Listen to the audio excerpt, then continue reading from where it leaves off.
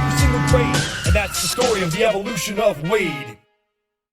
Normally we do a lesson inside the classroom, but today we're going outside the classroom.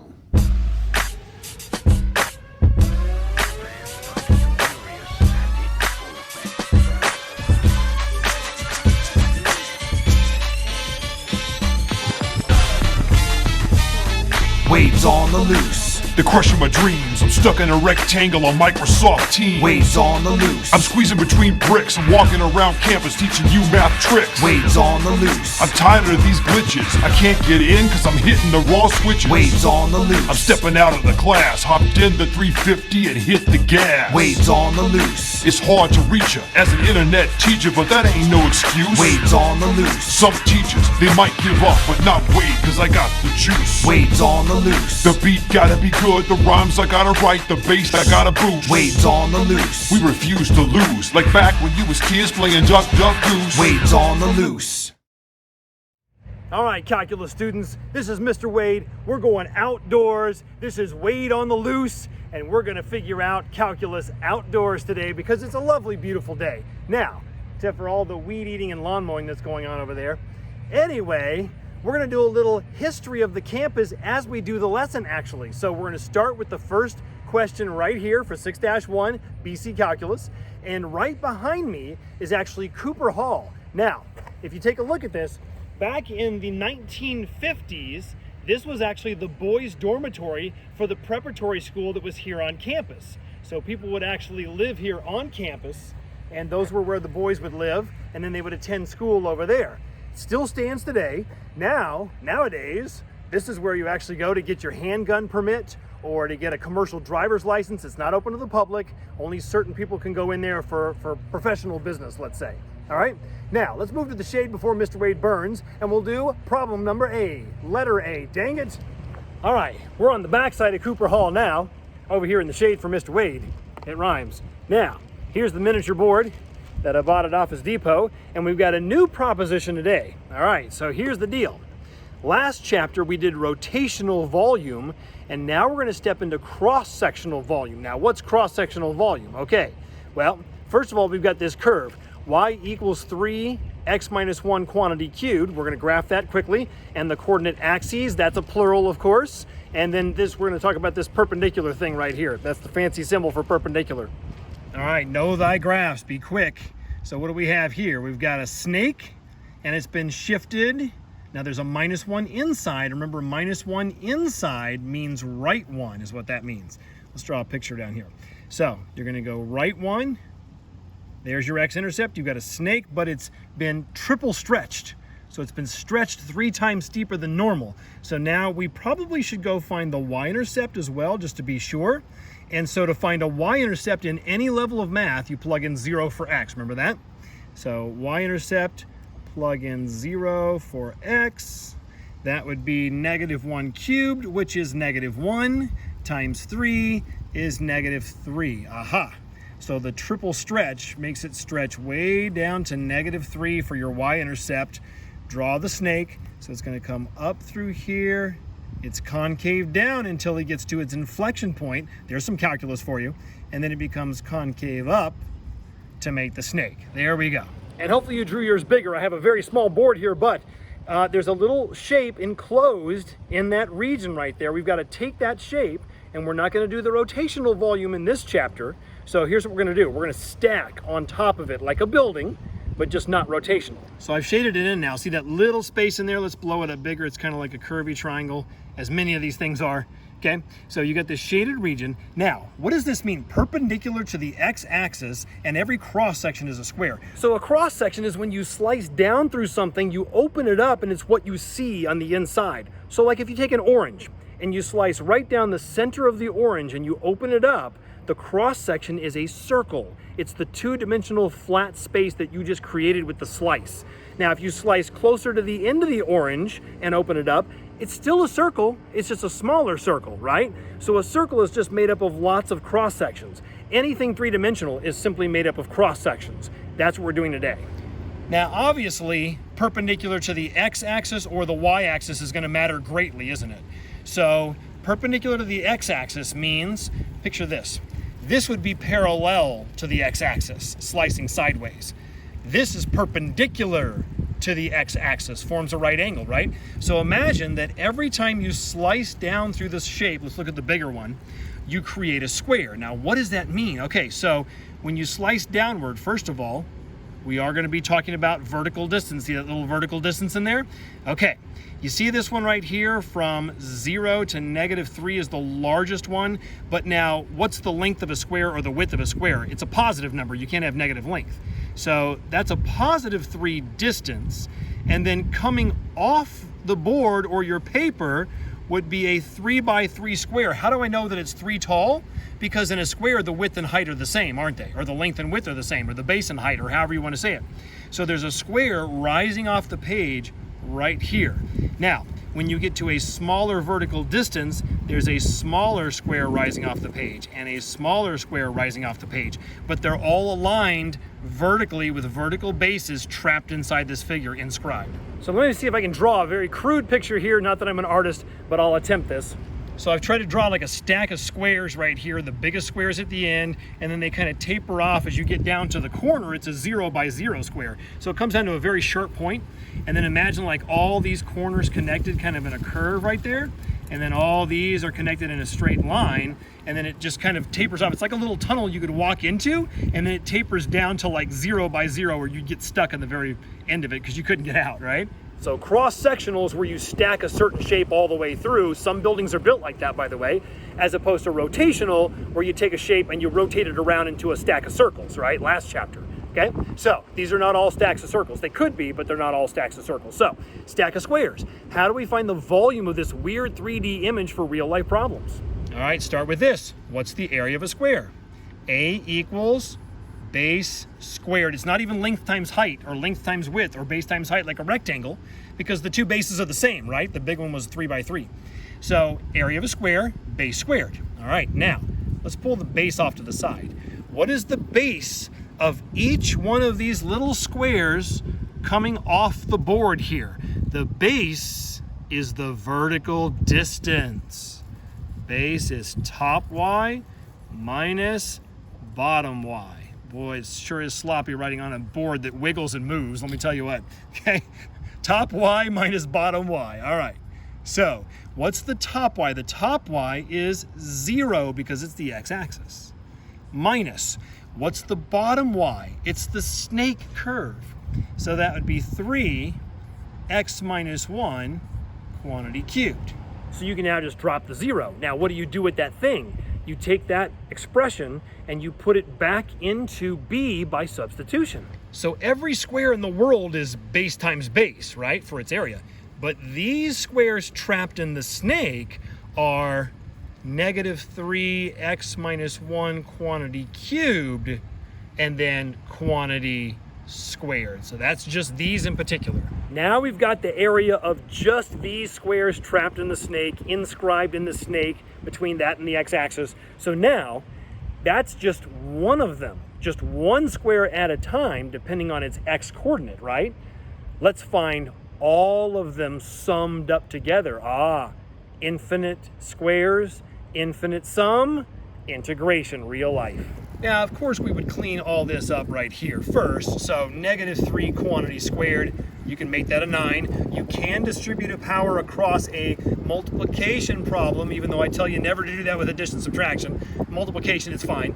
X minus 1 to the 3 to the 2, power to the power, you multiply the power.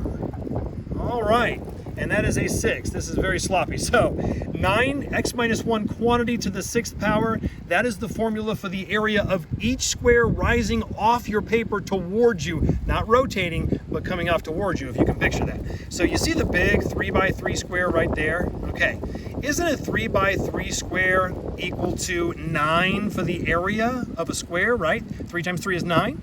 Hey, let's check it out. Isn't that square located at x coordinate 0, right on the y-axis?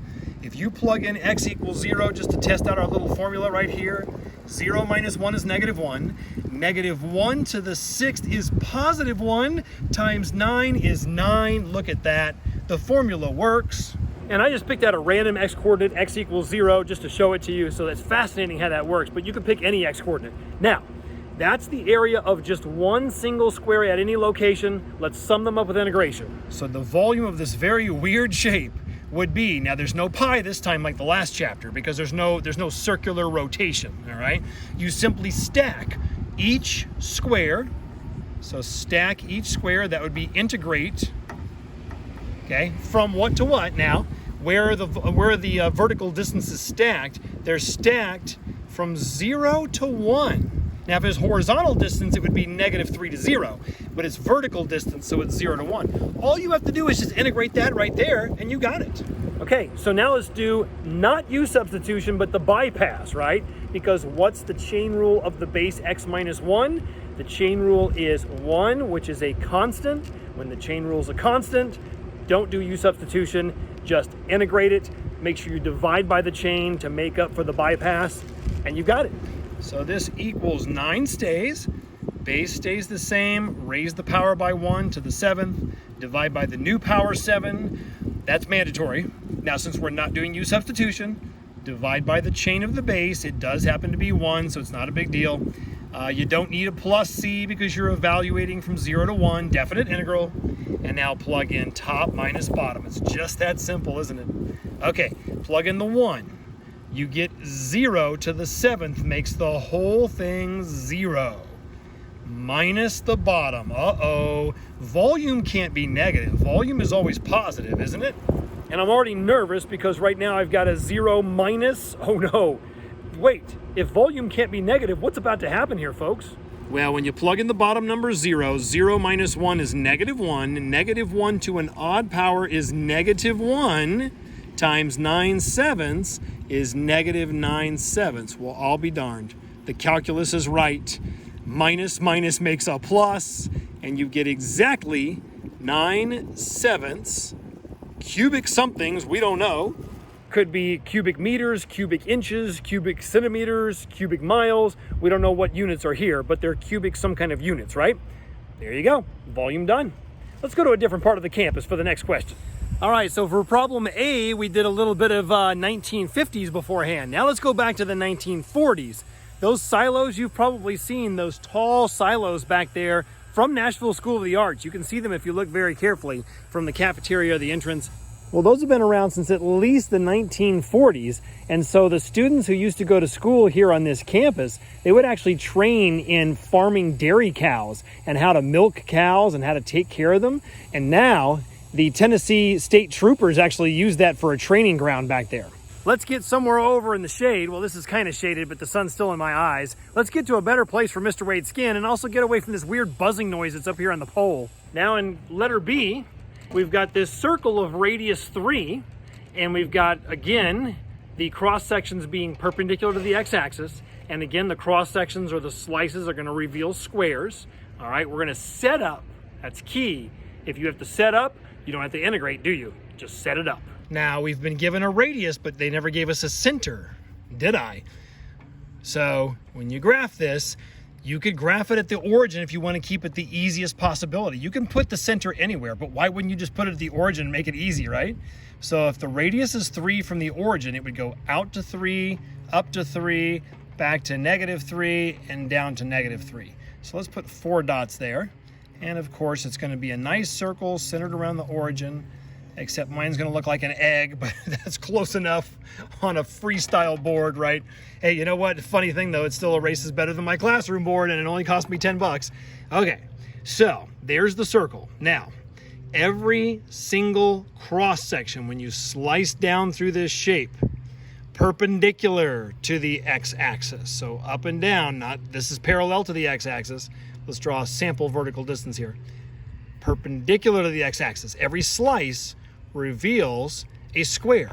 So imagine a bunch of squares rising off the page here, and the base is a circle, and the squares rise to the middle where they get the tallest, and then they come back down again. So if you go from -3 to +3, that's 6. So basically you get a square that is 6 in width and then 6 in height. Kind of like that. See it coming off the page, but I'm kind of angling it over. And then you get smaller squares, of course, over here, because guess what? The smaller the width, the smaller the height, because they have to remain the same. And then when you get all the way over here to 0, it is just flattened. So what happens is it kind of looks like almost like a bullet, kind of, all right? Kind of rising off the page and coming back down again. So basically find the volume of that three-dimensional shape. Well, let's start where we started last time. What is the area of any square on the planet? Area equals base squares, okay? So know your basic area formulas, right? Now, that's all squares. I want the squares trapped inside this circle right here, okay? So each base of each square is the vertical distance from the top to the bottom. Now, you have to remember the equation. Don't we need an equation, right? Don't we put equations into this kind of stuff like the last problem? Yes. From integrated 3, you must know the x minus h quantity squared plus y minus k quantity squared equals r squared. That is an integrated 3 classic, mandatory. All right, so hk is the center. That would be 0, 0. And the radius is 3, but that's going to get squared. So let's plug all those numbers into that formula, and then you can drop the zeros.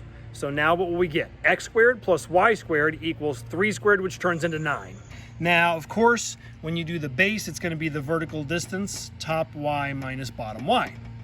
All right, well, guess what? We don't even have an equation for the upper y or the lower y. We have an implicit equation, if you remember earlier in the year, x's and y's mixed together. We need to get y by itself so we can ascertain the top y and the bottom y. You know, the one day I come to campus to film over the break, there's a bunch of people out there mowing the grass. Lawnmowers, weed eaters, leaf blowers. My gosh, I guess I showed up on mowing day. So anyway, get y by itself. So let's see here, y squared, let's subtract the x squared over, 9 minus x squared. Take the square root of both sides. Oh, wait a minute, when you take the square root of both sides in math, it's plus or minus square root of 9 minus x squared. And no, you can never distribute a radical across a subtraction or addition sign.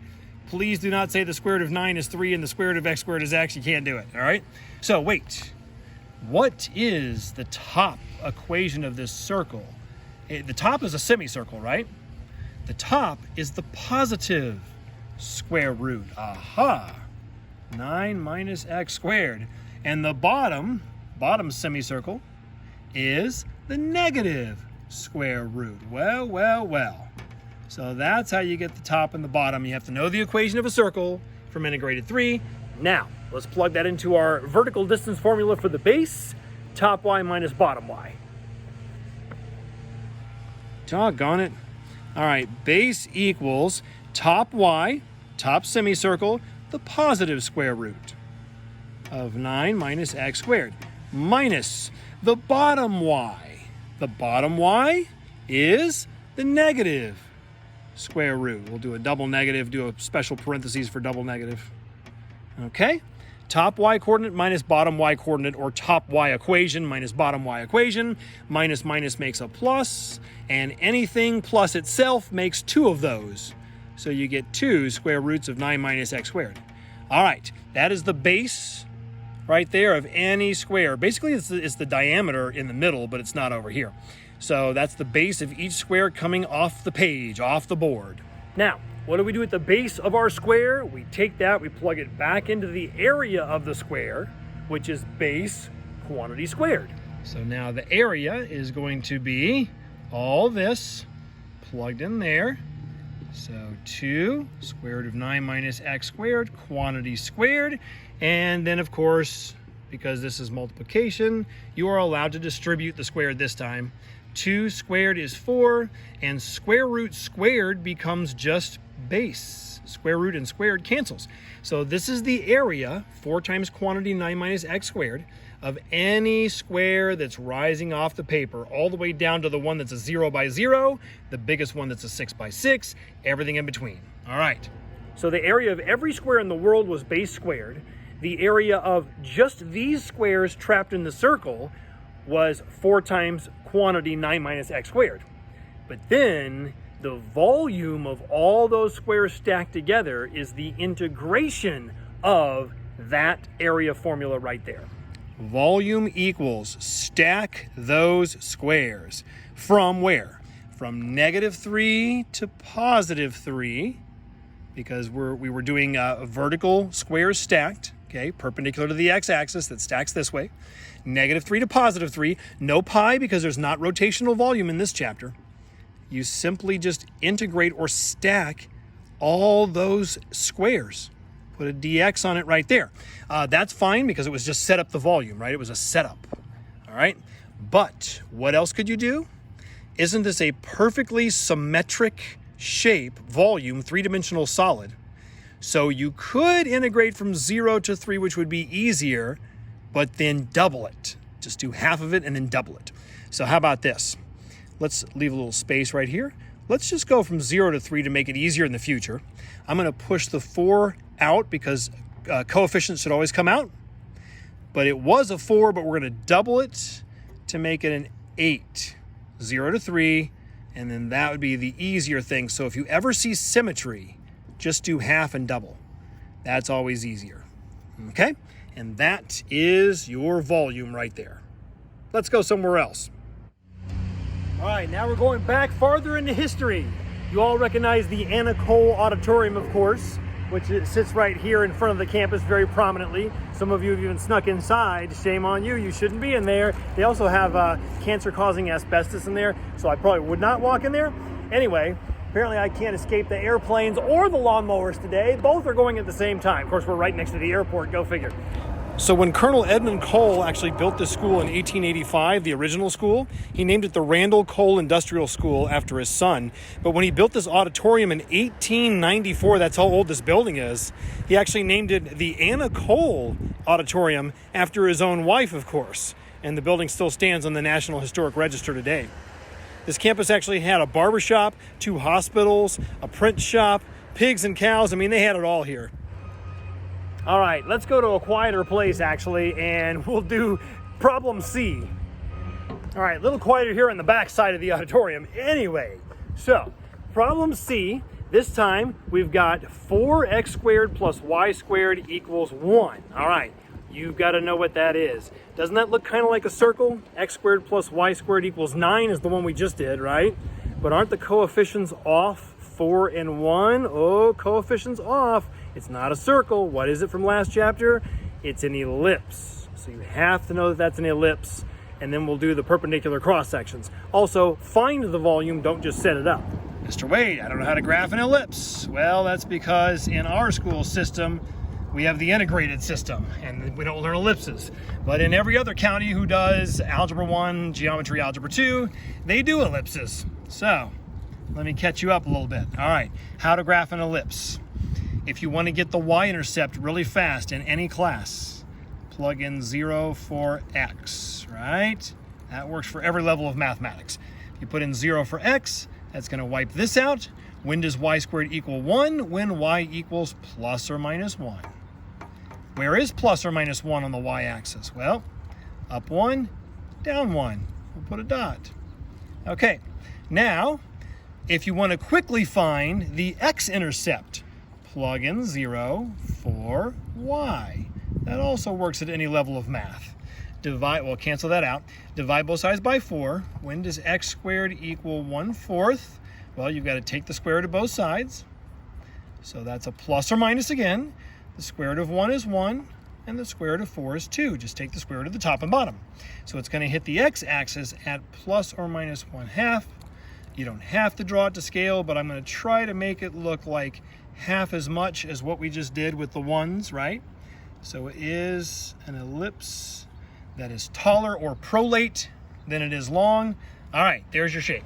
Now, every single cross-section perpendicular to the x-axis, so vertical distance again, is a semicircle. So semicircles are coming off your paper or off the board. So like right down the middle would be the biggest semicircle because it's the widest, so it also is the tallest when it comes off the paper. It's a big semicircle. The shorter the vertical distance, the less it can rise off the paper, right? because a semicircle is only half as tall as it is wide. So of course, the less wide it is, the less tall it is. All right, so you have all these semicircles kind of coming off the page here, and it's kind of like a sports dome. If you've ever seen like a sports arena, they kind of look like this with an elliptical base and then a nice little mound right in the middle. All right, so start with your area formula. 1/2 of a pi r squared makes a semicircle. Pull the r off to the side, just like we did with the base of the square. And now take a look at it in the context of the problem. That's every semicircle on the planet. I want these semicircles trapped inside the ellipse. Okay, engineers. So what is the radius? The radius of any one of these semicircles would this time not be a vertical distance. For the first time ever, our radius or our base or whatever we're looking for is not a vertical distance. It's not a horizontal distance. It's half of the vertical distance. It's not the whole thing. It's just half of the vertical distance. There goes the hair. So you see how a semicircle is based off its radius, and the radius is only halfway. So it's half of a vertical distance, top y minus bottom y. Okay? And that's going to represent your radius. So 1/2. All right, what is the top y? Oh, we didn't resolve the equation yet, so you'll need to do that, won't you? Okay, get y by itself because we're talking about top y, bottom y. So subtract the 4x squared over. Let's do that down here.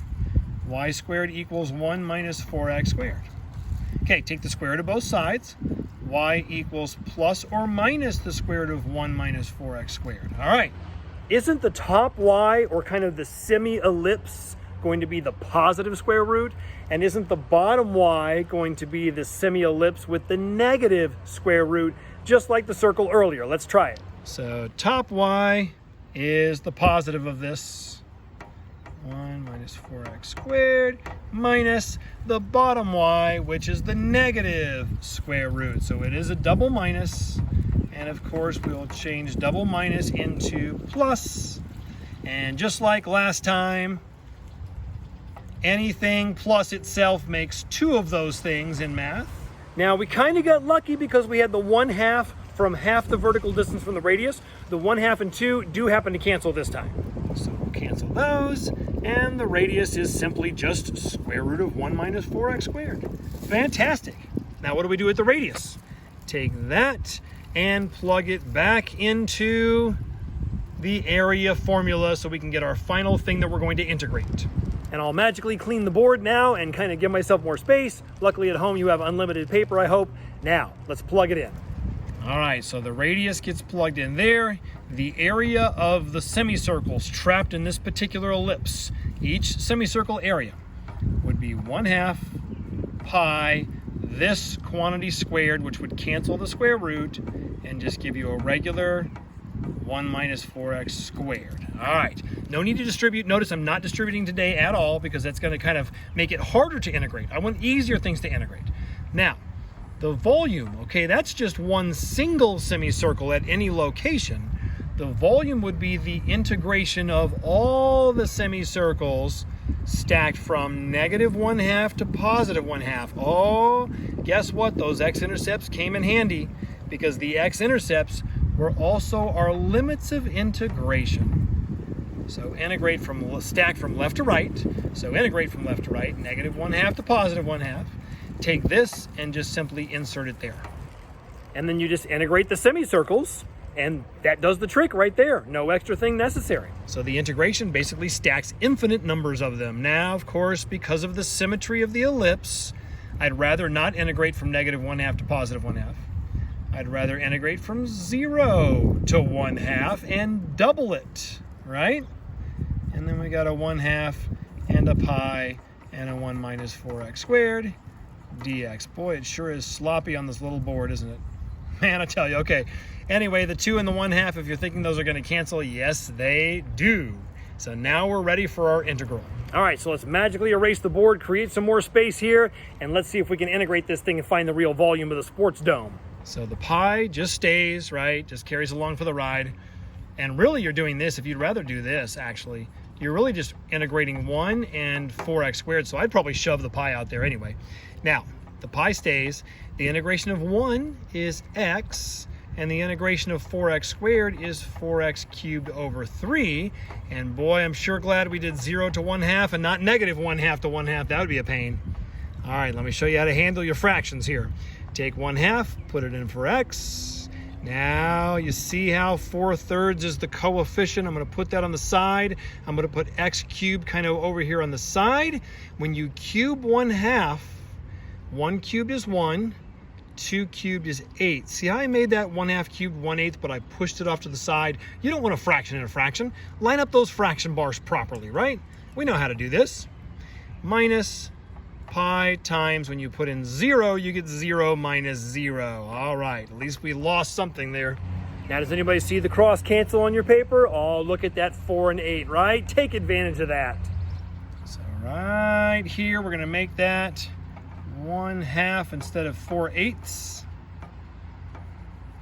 All right, and you end up getting pi 1/2 minus, okay, 1 times 1 is 1, 3 times 2 is 6.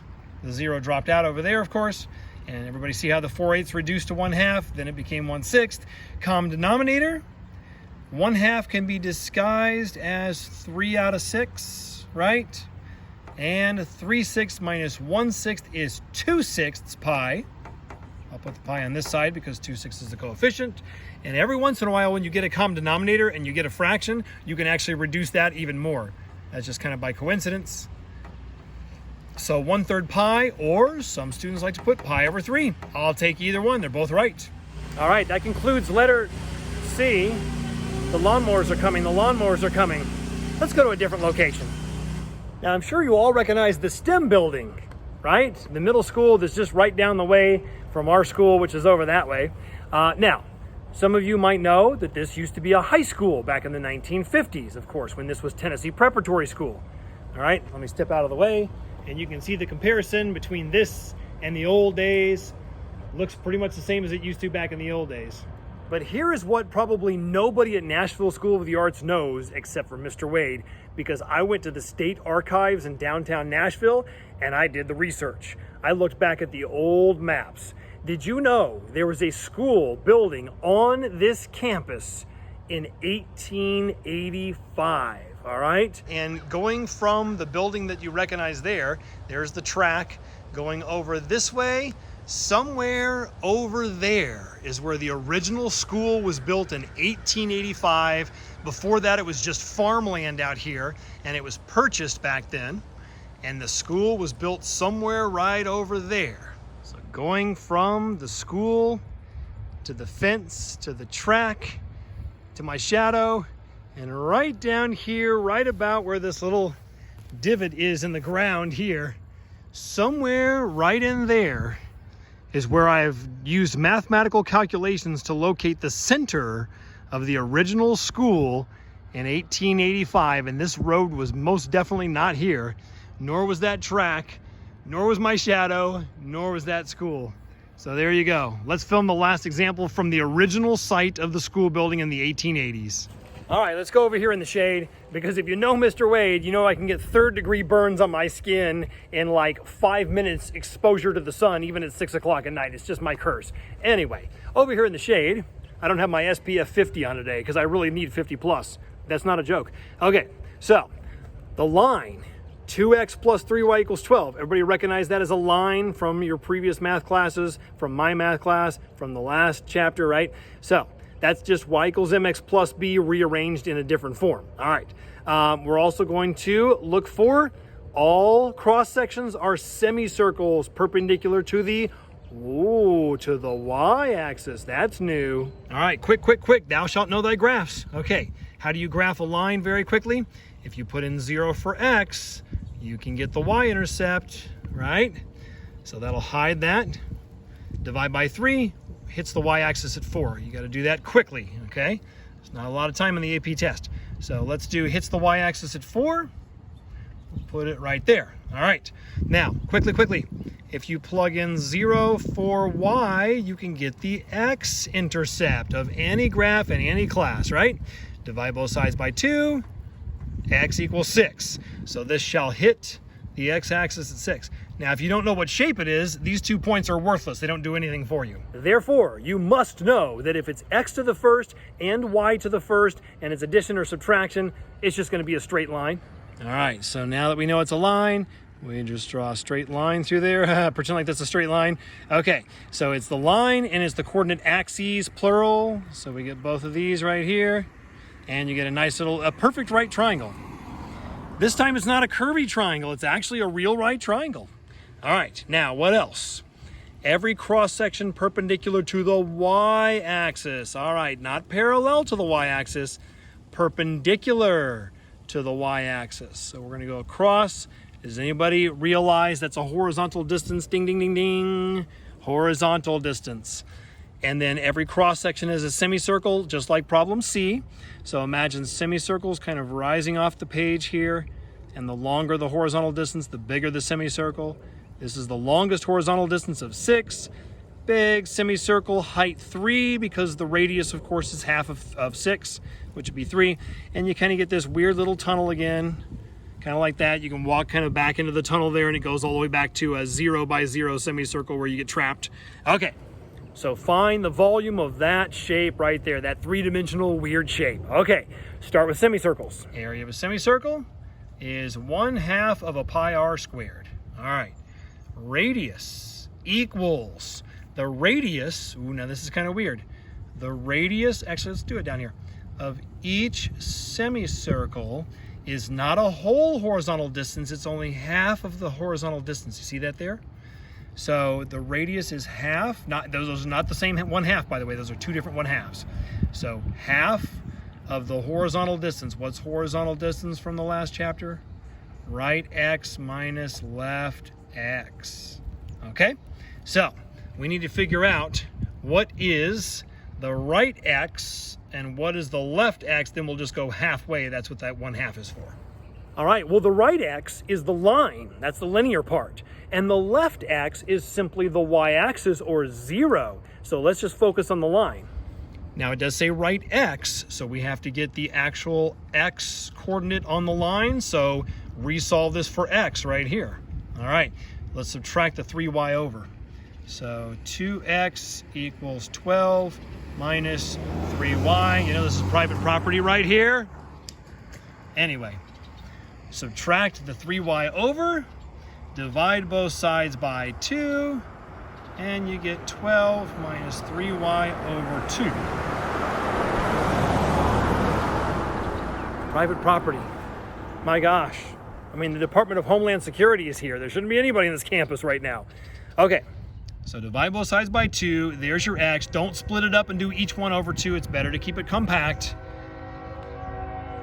And there comes a train. You know, there are a lot of hazards to filming outdoors, you know that?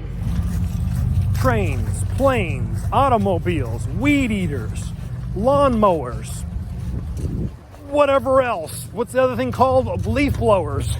All right, hopefully there'll be some peace and quiet back here in this little alcove without all this cacophony of noise. All right. So the radius of each semicircle is halfway for the entire horizontal distance. The right x is the line, which we're going to take this and put it into the right x. So 1/2, 12 minus 3y over 2 minus the left x, left boundary is 0, or the y-axis. All right, that's a great 0 right there, Mr. Wade. Now let's simplify that by multiplying the 1/2 times the other 2 on the bottom. We can do that first. So 1/2 times this would be 12 minus 3y over 2 times 2 is 4. Drop the 0. And now that's the radius of each semicircle, kind of going through the tunnel, getting smaller and smaller. And then, of course, you're going to plug that back into r. So the area of each of these semicircles is 1/2 pi, radius coming from half the horizontal distance, quantity squared. And now let's go ahead and quantity square that. If you square 12 minus 3y, please just say 12 minus 3y quantity squared. You can't distribute a squared across a subtraction or addition. I will keep saying that until nobody does it on the test. Okay, square the 4 and you get 16. All right, now fuse all this together. Isn't this your coefficient? your numeric portion that's not a variable, couldn't you just make that 1 times, see that's pi over 1, right? Couldn't you just make that 1 times pi is pi? And then 2 times 16 is 32. So it's pi over 32 for your coefficient. And I'm going to put this thing right here on the side. Okay, we're going to integrate that to find the volume. Matter of fact, you can do it in this step if you want to do it right here. The volume would be the infinite stack of all those semicircles going into the distance to the horizon. If you're an artist, you draw perspective, right? It's like going down a train tracks into the distance. So all those semicircles stacked up. Now wait a minute.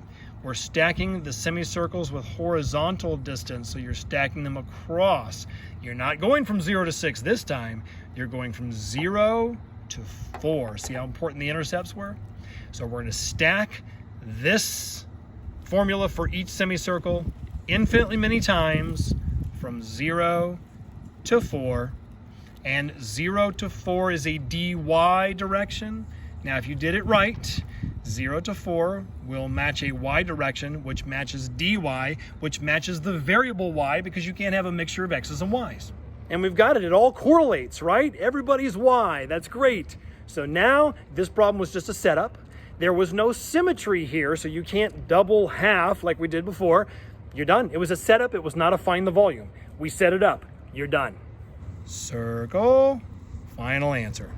And I thank you, calculus students, for this very fun outdoor experience, this noisy, historic, informational, entertaining, sometimes unusual outdoor lesson. That's 6-1. Try the homework. Check out 6-2. All right, hopefully we'll have a lot of a fact that nobody else, I don't think, knows here. La, la, la, la, la. I'm filming nothing. 3, just to show it to you. You can pick any x coordinate. 3y equals 12. There's no grass left.